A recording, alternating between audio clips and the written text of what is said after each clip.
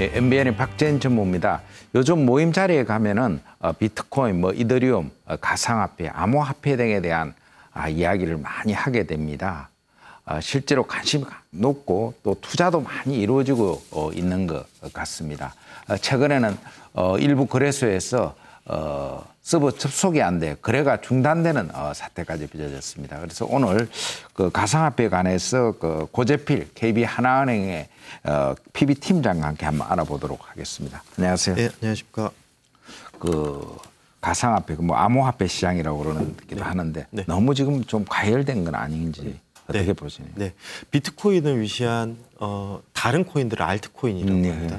최근에는 이제 비트코인이 약간 조정을 보이면서 알트코인들이 급등락이 이어지고 있습니다. 심지어 좀 전에 말씀하셨듯이 일부 그 비트코인 캐시라는 암호화폐는 70만 원 하던 게 280만 원까지 하루 만에 4배가 올랐습니다. 그리고 나서 거래소가 한국의 최대 거래소가 접속 중지가 되면서 150만 원까지 급락을 했고요. 현재 120만 원 정도의 거래가 됐습니다. 이렇게 지금 굉장히 비이성적인 지금 시장들이 조금 발생을 하고 있고요. 사실 이런 부분들은 투기적인 요소가 굉장히 강하다 이렇게 봐야 되지 않을까 생각하고 있습니다. 그래서 투자자 입장에서는 이거 계속 이 비트코인이나 이걸 암호화폐를 계속 가지고 있어야 되냐, 아니 털고 가야 되는 거죠. 아니면 또 추격 따라가면서 좀 더 사나워야 되는 거죠. 그거 어떻게 해야 되는 거예요? 비트코인에 이제 최근에 비트코인을 가상화폐, 암호화폐를 말씀을 드리려면 4차 산업혁명하고 궤를 이제 같이 해야 합니다. 결국에는 4차 산업혁명과 궤를 같이 하지만 화폐로 인정이 되느냐 안 되느냐 부분이 굉장히 중요한 것 같습니다. 다만 대장격인 비트코인은 일부 국가에서 이제 화폐로 인정을 해줬고 그 다음에 실생활에도 사용을 할 수 있게끔 점진적으로 지금 실행이 되고 있고 또한 미국의 선물거래 시장에서는 비트코인 선물에 대한 상장을 승인을 했습니다. 이런 측면에서 놓고 보면 결국에는 이 암호화 화폐가 일부 제3의 화폐로서의 기능을 일부 차지하지 않을까 이렇게 좀 봐야 되는 거는 맞습니다. 다만 전 세계적으로 이 암호화 화폐가 1,100여 종이 상장이 되어 있습니다. 하기 때문에 투자를 한다. 이 1,100개의 그 코인에 전부 다 투자를 해야 되느냐? 좀 그거는 아닌 것 같고요. 왜냐하면 전문적인 지식도 사실은 일부 투자자분들은 없으시고 하기 때문에 굳이 이제 한국의 전문적인 지식이 IT 쪽의 지식이라든가 이런 부분들이 없으신 분들이 그런 투자의 가치로만 가지고 투자를 하신다라고 하면 대장격 그 비트코인이나 이더리움이나 이러한 한 2~3개의 대장격 그 코인에만 좀 일부 투자를 해야 되지 않겠나 이렇게 생각을 하고 있고요. 또 한 가지는 신문지상에 이제 여러 가지 문제들이 많이 나오는 부분입니다. 주식에서는 상장을 할 때 IPO라고 부릅니다. 이 가상 암호화 화폐를 상장을 하기 위해서는 ICO라는 걸 하거든요. ICO에는 참가를 안 하시는 게 맞습니다.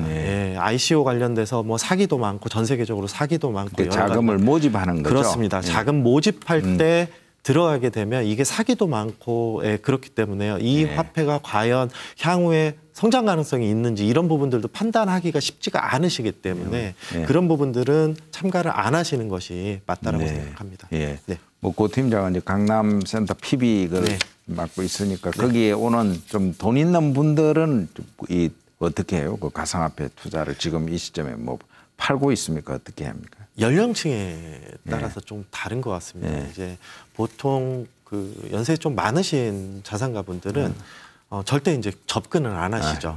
뉴스로만 이런 것이 있구나, 이게 뭔데 이렇게 여쭤보시기는 하고요. 다만 젊으신 분들 같은 경우에는 관심들을 좀 가지고 계십니다. 이 부분이 워낙 변동성이 크고 향후에 화폐로 인정이 되느냐 안 되느냐 이런 부분들까지 다 생각을 하셨을 때 한꺼번에 많이 투자하지는 않으시고요. 조금을 투자를 하시되 일부 이제 고객분들께서는 적립식으로 그냥 그 대표 화폐를 그냥 사놓으시는 그 정도 하시고 계십니다. 그러면 이제 투자할 때 이 암호화폐 할 때 좀 주의해야 될 점이라든지 이 좀 실물이 없는 거잖아요. 네, 맞습니다. 그런 부분에서 좀 어떤 주의해야 될 부분 좀 말씀할 포인트가 있으면 좀 말씀해 주시죠. 일반 주식처럼 일반인들이 접근하시기는 조금 권해드리지는 않습니다. 좀 전에도 말씀을 드렸듯이 워낙 변동성이 크고요. 대장격인 뭐 비트코인이나 이더리움 같은 경우에도 변동성이 심합니다. 이거를 거래를 할 때는 저희가 증권 거래를 할 때는 증권 계좌를 개설을 하고 거기에서 주식 거래를 합니다. 주식 거래를 하게 되면 내가 주식을 예를 들어 삼성전자 주식 10주를 샀다라고 하면 증권회사에서 그 주식을 보관하지는 않습니다. 한국 같은 경우에는 한국증권예탁원에 한꺼번에 보관을 하죠. 한국예탁결제원에서. 그런데 화폐는 저희가 예를 들어 A 그 거래소에서 거래를 하게 되면 이 거래소에서 그냥 보관을 해줍니다. 그렇기 때문에 거래소 위험이 당연히 있겠죠. 거래소가 해킹을 당하면 그 거래소에 보관을 했던 그 코인들은 전부 다 해킹을 당하는 꼴이 된다. 이제 가능성 굉장히 낮습니다. 그렇기 때문에 거래소를 여러 군데를 나눠서 쓰시는 게 맞을 것 같습니다. 한 10여 군데 있다고 그러던데. 한번 두 군데나 세 군데 정도 이렇게 나눠서 쓰시는 게 맞을 것 같고요. 또 한 가지가 있습니다.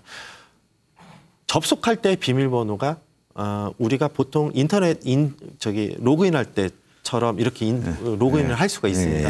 할 때 2차 인증까지 쓰고 있거든요. 요즘에는 워낙 그 패스워드가 조금 보안 기능이 강화되기 때문에요.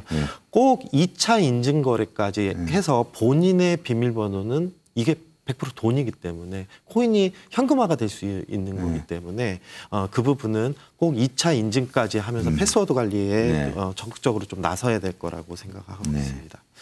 또 조금 다른 이야기인데 그럼 가상화폐의 적정 가치 같은 건 어떻게 산출이 됩니까? 뭐 해외 언론에서 굉장히 많이들 나오시죠. 뭐 이게 튤립 사기다, 뭐다 이렇게 말씀을 하고 있는 거를 공통된 점은 그 부분인 것 같습니다. 주식인 경우에는 내재 가치가 있죠. 그 회사의 장부 가치가 얼마냐, 수익 가치를 가지고 환산을 해보니까 이 회사의 적정 가치가 얼마다. 적정 가치가 안 나오게 되면 회사의 성장성이 얼마냐. 회사의 사업이라는 게 있습니다. 그렇기 때문에 적정 가치를 볼 수 있는 거죠. 다만 비트코인이나 이러한 암호화 화폐는 적정 가치를 추정할 수 있는 툴이 없다라고 봐야지 될 것 같습니다. 다만 하나가 성장성만 가지고 평가를 해야 되는데 이 성장성도 결국에는 화폐로서의 인정 가치가 있느냐? 지금은 당연히 저희가 거래를 하기 때문에 화폐의 가치, 이제 교환의 가치가 있는 거 아니냐 이렇게 얘기를 할 수가 있지만 사실 매수해주는 사람이 없다라고 하면 그 가치조차도 없는 거기 때문에 적정 가치를 논하기는 조금 힘들지 않겠나 이렇게 생각을 하고 있습니다. 네, 오늘 좋은 말씀 감사합니다. 네, 고맙습니다. 지금까지 가상화폐 투자에 대해서 알아봤습니다. 박재인의 경제노트였습니다.